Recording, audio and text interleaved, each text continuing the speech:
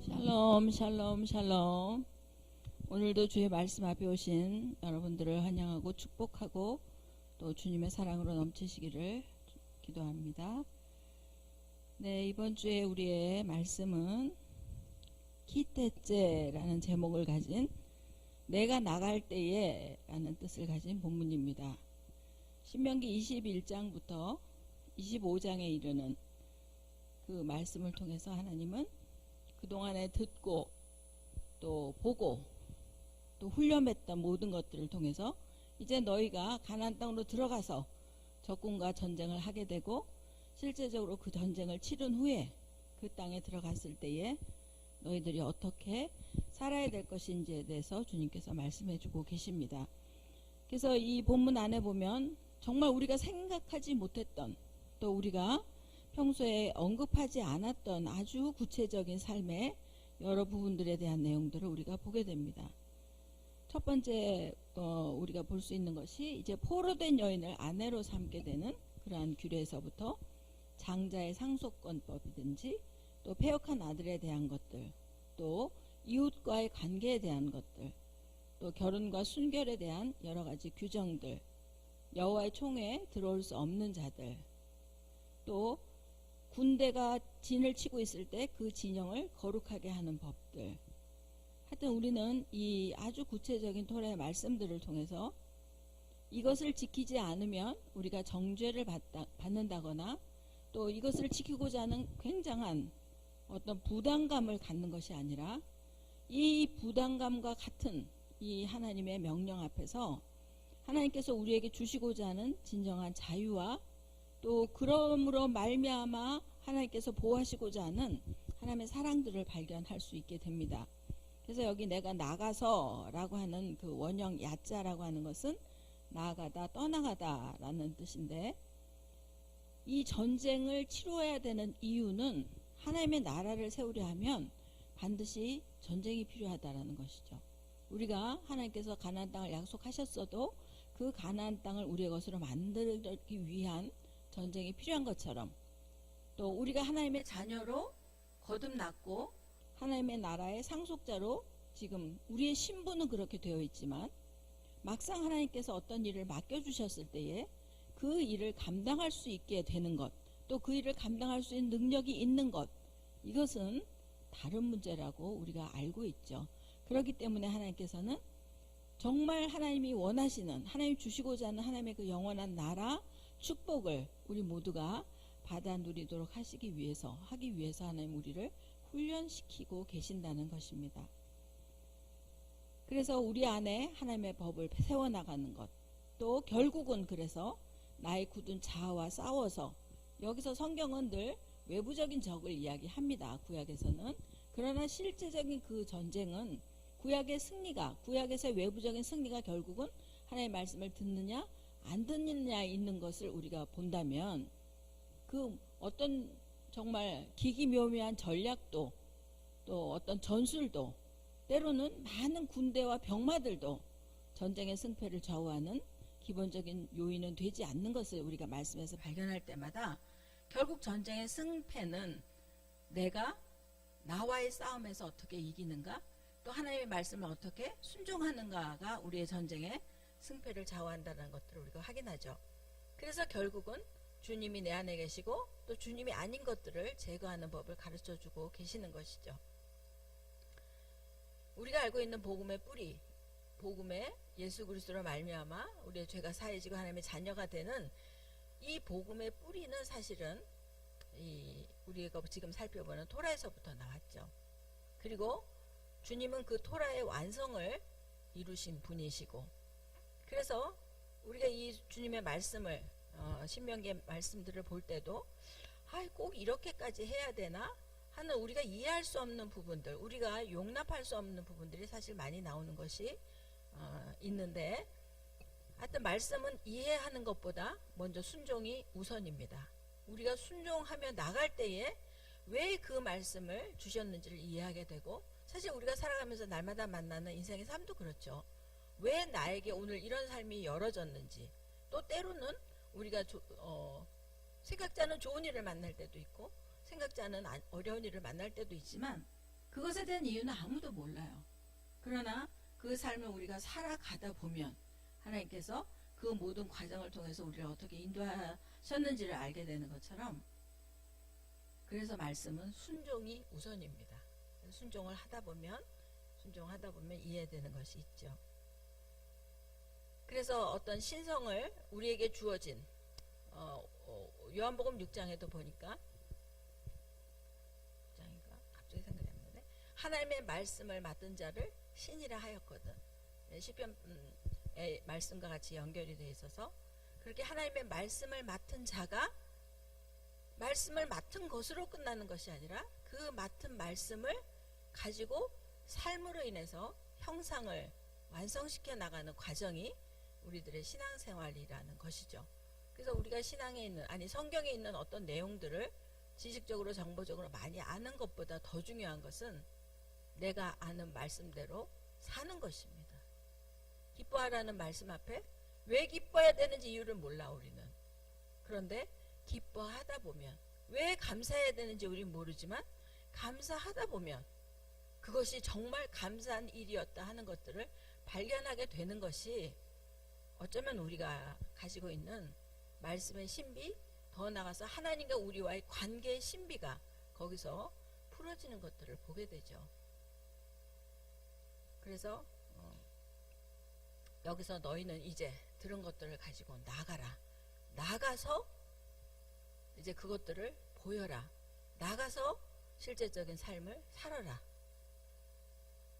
그래서 우리는 그 교회에 대한 설명을 할 때 에클레시아라는 단어, 칼이라는 단어를 쓰죠. 에클레시아는 모이는 회중, 또 칼은 불러 모으시다라는 의미가 있다면, 모이는 교회가 있다면 반대로 흩어지는 교회가 있죠.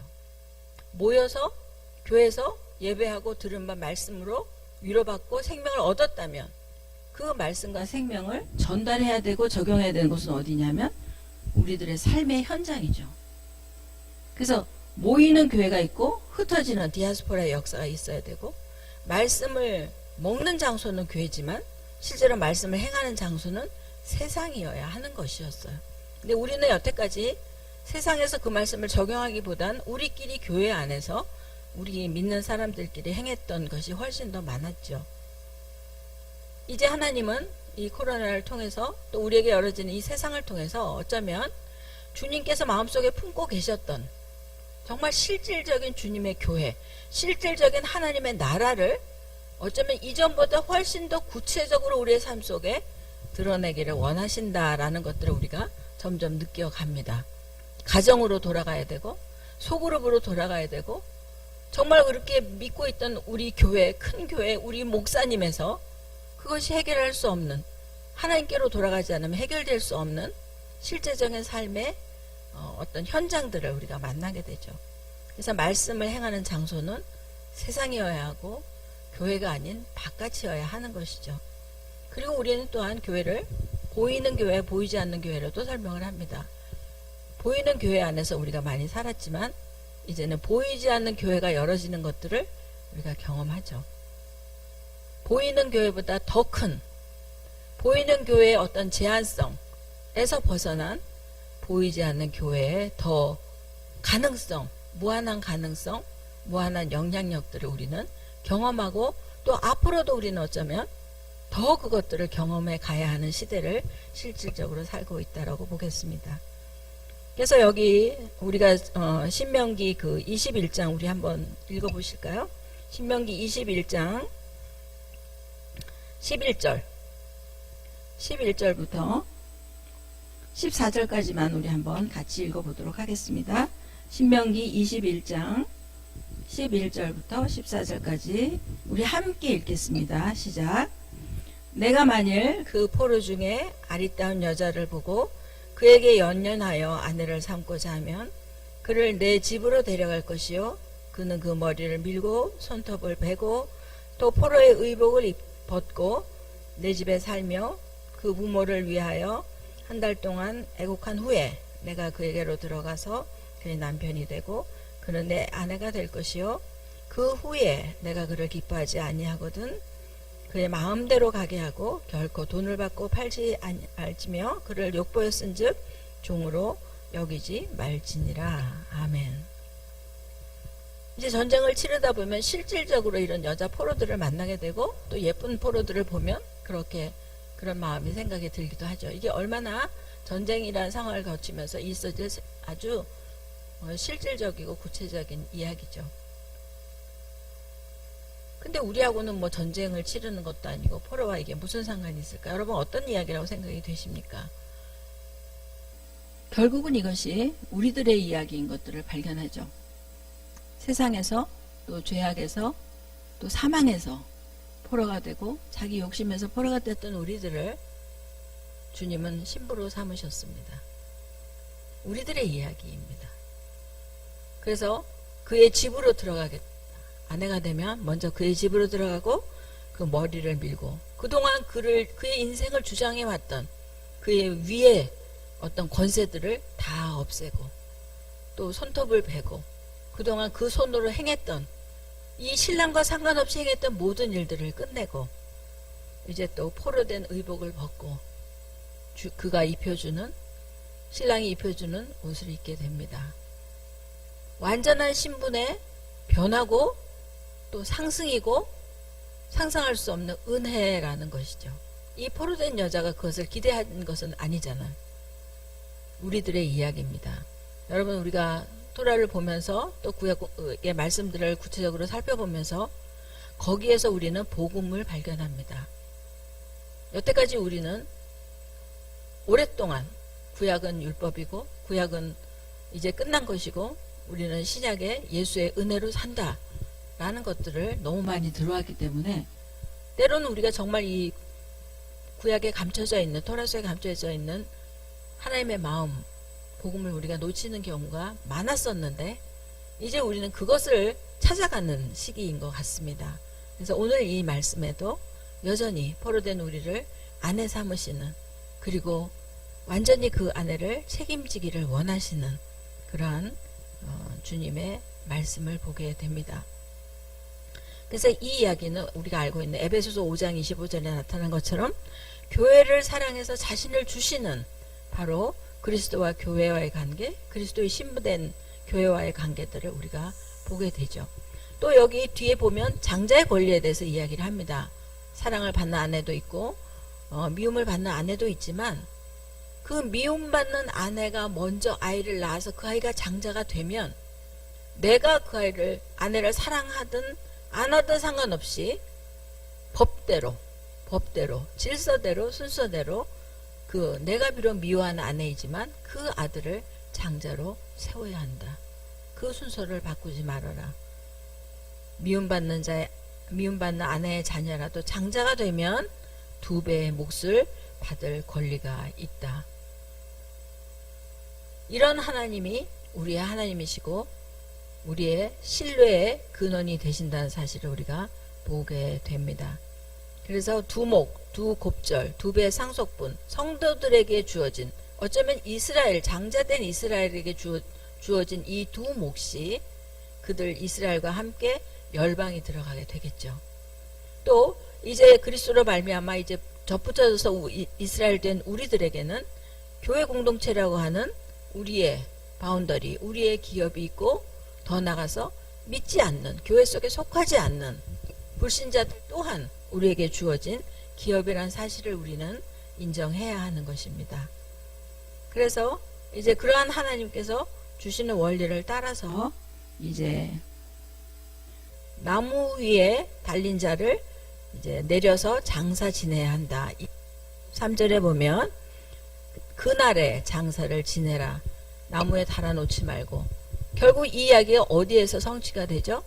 예수 그리스도의 십자가에서 성취가 되죠. 주님께서도 십자가에 달리셨을 때 십자가에 그 날을 세지 않도록 그래서 이렇게 목숨이 끊어지도록 했는데 이미 숨이 넘어가셨기 때문에 숨이 끊어졌기 때문에 그를 그대로 내렸던 것들을 우리가 복음서에서 보게 됩니다. 즉 장사 지내는 것은 안식을 선포하는 것입니다. 이제 모든 삶이 끝났다. 더 이상 그의 그 몸과 분리된 영혼과 분리된 육체들을 그대로 두지 말아라. 그래서 사울이 그 전쟁터에서 죽었을 때 길라디 아벳 사람들이 사울과 그의 아들들을 그 시체를 가져다 장사했을 때 다윗이 그들을 칭찬하고 고마워했던 것들을 우리가 보게 되죠. 그 다음에 22장에 넘어가면 이웃의 낙이나 소나 그 형제 잃은 물건들을 반드시 찾아주어라.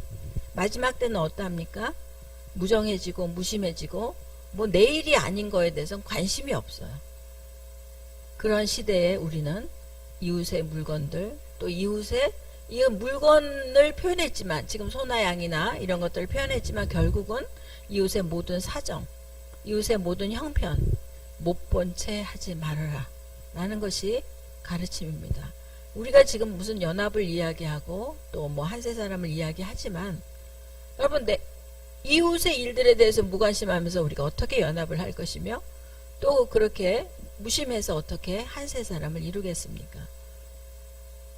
정말 이 가르침이 우리 일상에서 늘 일어날 수 있는 아주 구체적인 것들을 보게 됩니다. 5절에 보면 여자는 남자의 의복을 입지 말아라. 그 당시에도 이 유니섹스 무드가 굉장히 강했던 것이죠. 그래서 하나님은 남자와 여자를 분명히 분리시키시면서 옷도 함께 입지 말아라. 이 여기 옷이라고 되어 있는, 의복이라고 되어 있는 이 켈리는 사실 옷만을 이야기하는 것이 아니라 물품이나 또는 장신구나 도구 모든 것을 이야기합니다. 지금 우리가 살고 있는 이 시대는 그러니까 어떻게 보면 아주 말씀에 위배되는 삶을 살고 있는 것이죠. 이 말씀에 의하면 우리는 다 남자처럼 바지도 입고 모든 물건도 다 통용이 되어지는, 심지어 직업이든 뭐든 다 통용이 되어지는 시대를 살죠. 그렇게 따지고 보면 이렇게 하나님께서 구별을 이야기하셨고 어떤 하나님의 창조 질서가 무너지는 것을 원하시지 않으시고 계시는데, 원론적으로 바지를 입는 것만이 죄가 아니지만, 바지를 입는 것은 죄가 아니지만, 이런 것들이 사실은 구별이 없어짐으로 인해서 우리가 알게 모르게 이렇게 혼탁해져 버린, 또 결탁해져 버린 어떤 부분들이 분명히 있을 거라고 생각이 들었습니다. 저는 이 말씀을 보면서 무언가 있겠다. 그것이 무엇인지를 이제 주님께서 조명해 주시는 대로, 우리가 정렬이란 이야기를 많이 하지만 그냥 제자리를 찾아가라, 굉장히 이제 막연한 이야기를 지금 성경은 구체적으로 하고 있는 것이죠. 여자는 여자답게, 남자는 남자답게. 이게 더 나가면 이방인은 이방인답게, 유대인은 유대인답게. 우리가 유대인이 될 필요도 없고 유대인이 이방인이 될 필요도 없는 것이죠. 사실은 하나님이 있는 그대로의 모습을 가지고 연합하라는 것이에요. 우리가 다 같은 것은 연합이라는 이야기를 할 필요도 없죠. 같은 것은 그냥 동질일 뿐이에요. 다르기 때문에 연합이 필요한 거죠. 각자 다르기 때문에, 색깔이 다르기 때문에 그 연합했을 때 아름다운 색깔들이 나오게 되는 것이죠. 근데 우리는 연합 얘기를 하다가 혼합까지 가는 거죠. 섞이면 안 될 사람, 안 되는 모든 상황들을 섞어가면서 연합이라고 얘기하기 때문에 우리가 이 시대가 자꾸 분별이 필요한, 또 정말 많은 미혹이 있는 시대라고 이야기를 하는 것이죠. 이것이 혼합되는 것인가? 정말 각각의 색깔과 각각의 모습을 가지고 함께 하는 것인가? 한 목표와 한 뿌리 안에서, 한 몸 안에서 가지와 지체로 연합하는 것인가? 아니면 혼합되어 가는 것인가? 이것에 대한 하나님의 그 가르침들이, 성령의 인도하심들이 어느 때보다 필요한 시대가 되어가고 있습니다. 여기 재미난 게 있어요. 6절 7절에 보면 새 둥지를 보았을 때 새끼하고 어미가 있으면 우리는 보통 새끼를 살리죠. 근데 성경은 어떻게 돼 있어요? 어미를 살리도록 되어 있습니다. 우리 6절 7절 한 번만 보실까요? 22장 신명기 2장 신명기 22장 6절 7절 누가 찾으시면 한번 읽어주세요.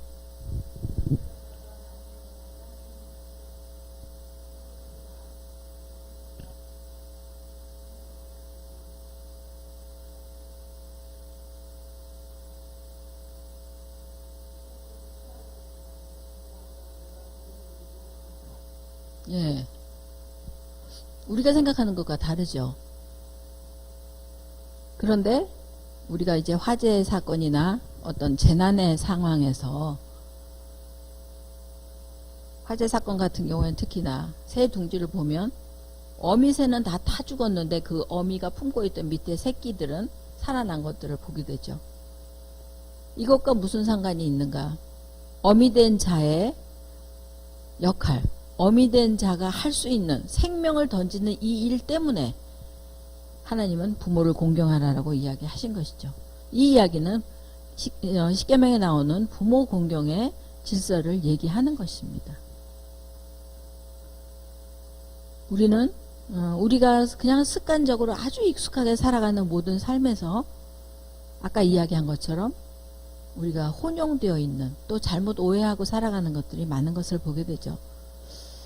그래서 저희가 클 때만 해도 우리보다는 아버지가 우선이었고 뭐 아주 진짜 이런 이야기를 제가 할 때마다 늘 느끼는 거지만 정말 이 시대는 이해할 수 없는 아주 고리타분한 호랑이 담배 먹던 시절의 이야기를 한다는 느낌이 정말 많이 드는데 저희들은 밥상에서 식사할 때도 아버지가 숟가락을 드시기 전에는 먼저 안 먹었잖아요. 그리고 좋은 반찬이 있으면 먼저 아버지가 잡숫고 난 다음에 우리가 먹었고 뭐 하여튼 그런 질서들 그게 뭔 소리야 하겠지만 요즘은 전부 아이들 위주잖아요. 아이들이 다 먼저 먹고 다 좋은 거 먼저 먹고 다 하고 성경적 아닙니다. 그게 아이들을 잘 키우는 게 아니라는 거를 우리가 말씀에서 발견했다면 조금씩 바꾸어 가야 될 필요가 있습니다. 뭐든지 아이들 위주로 하는 것, 아이들이 우선돼서 하는 것, 잘못 혼용된 부분들이 적지 않이 많이 있다는 생각을 해보게 됩니다. 그것이 우리는 잘 하려고 하는 그것이 말씀대로 되어지지 않으면 확증이 없어. 그리고 보장이 없습니다. 그리고 여기 보면 그 밑에 바로 나오는 것이 너희가 새 집을 짓는다면 지붕에 난간을 만들어서 사람이 떨어지지 않게 해라. 자기 집을 자기가 지으면서 거기에 올라가서 떨어질 것까지 생각해서 집을 지으라는 것이죠. 이것은 뭐냐면 하나님이 말씀하시는 함께 사는 원리입니다. 잘 집주인이야 거기가 위험한 거 어떻게 생긴 걸 아니까 조심 안 해도 괜찮지. 모르는 사람들은 조심 안 하면 떨어질 수 있다는 거죠. 그래서 이 생명의 울타리를 치는 그 역할들을 말씀이 하고 있다는 것입니다. 그래서 이스라엘이 들어가서 이런 전쟁을 치른 이유에서부터 이런 모든 집을 짓고 또 사람과의 관계를 맺는 그 이유에서 보면은 전쟁을 하는 것이 이스라엘이 전쟁을 하는 것은 가나안의 어떤 그 정착지가 없어서라기보다는 그 정착지 안에 그들이 점령해 가는 땅 안에 하나님의 나라를 세우기 위한 그런 이유가 분명히 있는 것이죠. 새 집을 짓고 난간을 짓지 않게 하는 것, 또 포도원에 두 종자를 섞어 뿌리지 않는 것, 지금 아까 얘기한 혼합과 연합의 분별이 필요한 것입니다. 소와 나귀를 함께 갈지 말아라. 여기 결의하여라는 것은 멍에를 함께 매다라는 뜻이기 때문에 함께 멍에를 매지 않도록 해라 라고 말씀하시죠. 고린도 후서에 보면 우리가 믿지 않는 자와 어찌 멍에를 함께 지겠느냐라는 이야기가 있죠. 그럼 우리 세상에서 함께 가야 되는 것이 있고 함께 지지 말아야 되는 것이 있다는 것들을 우리가 알아야 됩니다. 그래서 포용해야 될 것들과 분리해야 될 것, 거룩은 분별이고 분리라는 것이죠. 그래서 여기 11절에 보면 양털과 배실로 섞어 짠 옷을 입지 말라. 양털이 상징하는 아벨의 예물과 배실이 상징하는 가인의 예물을 보면서 그 섞어 짠 것을 입지 말아라. 12절에는 내 귀에 술을 달아서 하나님의 백성인 것을 표시해라. 뭐 이런 말씀들 보면 양털과 배실로 섞어 짠 것을 입지 마라. 이런 얘기들 보면 우리가 이제 할 말이 없죠. 우리 문화가 다 섞인 문화죠. 사실은 우리가 유전자 변형, GMO에 대한 이야기를 잘 알지만 이미 식물도 동물도 다 섞어서 유전자 변이가 일어난 것들을 우리가 먹고 있죠. 뭐 옷은 이제 의복은 말할 것도 없고. 그래서 이런 이 율법의 말씀들을 보면서 하나님은 여기서 어떻게 우리를 분별하고 구별해서 그렇게 원하시는가 하는 것들을 생각해 보게 됩니다. 하여튼 그리고 22장에 재미난 게 하나 있어서 잠시 살펴보는데요. 22장 13절부터 보면 어떤 이스라엘 처녀가 결혼을 했는데 이 남편이 결혼을 하고 나서 자기 아내 신부된 자에게 처녀의 표식이 없다 라고 이야기를 해서 어떻게 보면 시비를 걸 때가 있다라는 거죠. 그러면 그것을 누가 증명하냐면 아버지가 증명하라고 말씀하십니다. 우리는 이런 이야기를 들으면서 부끄러운 어떤 모습을, 부끄러운 생각이 들지만 하나님께서 이 아버지가 상징하는, 그래서 아버지가 그 딸의 그 처녀됨을 표시하는, 증거하는 그 옷을 가지고 재판을 하게 됐죠. 자기 딸을 되는. 이것도 버림받았던 딸 이스라엘을 향한, 그 이스라엘을 회복시키는 결국은 아버지의 마음을 구체적으로 표현하고 계신다라고 이야기합니다. 그래서 하나님의 모든 말씀들은, 지금 우리가 살펴보는 이 말들은 정말 우리의 어떤 일상의 삶에서 경험될 수도 있고 나타날 수도 있는, 그런데 우리가 어떻게 처리해야 될지 정말 이게 신앙과 무슨 상관이 있을까라고 생각되어질 만큼 그런 일상적인 이야기지만 결국 그 안에 하나님이 원하시는 그 복음들이 다 내포되어 있다는 것들을 우리가 보게 됩니다. 율법은 그래서 개인 구원의 법이 아닙니다. 율법을 지켜야 할 구원을 얻는 것이 아니고, 율법은 언제 주어졌습니까? 모세를 통해서 시내산에서 십계명이 주어졌을 때 그것은 이미 출애굽한 하나님의 백성들에게 그 시내산의 율법은 결혼 계약서로 주어졌다라고 이야기했습니다. 그때 이미 이스라엘은 하나님의 여호와 하나님의 신부가 된 것입니다. 그리고 율법은 그 신부에게 주어진 거룩한 백성이 살아가는 삶의 모습을 보여주고 깨닫게 하는 것입니다. 그래서 하나님의 백성으로 만들어져 가고 하나님의 백성이 공동체 내에서 풀어지고 공동체를 살아감으로 인해서 함께 살아가는 것을 통해서 이루어가는 그 훈련, 광야의 훈련이었고 가나안 정복 훈련이었고, 사실은 오늘까지 이어져 오는, 이제는 우리들에게 주어진 훈련으로 연결되어 버린 것이죠.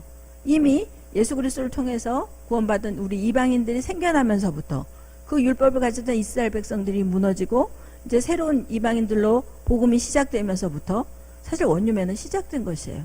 말씀으로부터 시작된 원유맨의 삶은 결국 동일하게 거룩을 향해서, 우리 개인의 거룩에서부터 공동체의 거룩으로 나아가야 하는, 그래서 하나님의 나라를 완성해 가야 하는 공동체 이야기로 이어져 가고 있다라는 것이죠. 그리고 또 전쟁에 나가서 봐야 될 것이 하나가, 전쟁을 나갈 때에 내 안과 밖을 철저히 구별해야 된다. 그리고 뭘 만들려 하면 화장실을 만들라고 이야기하세요.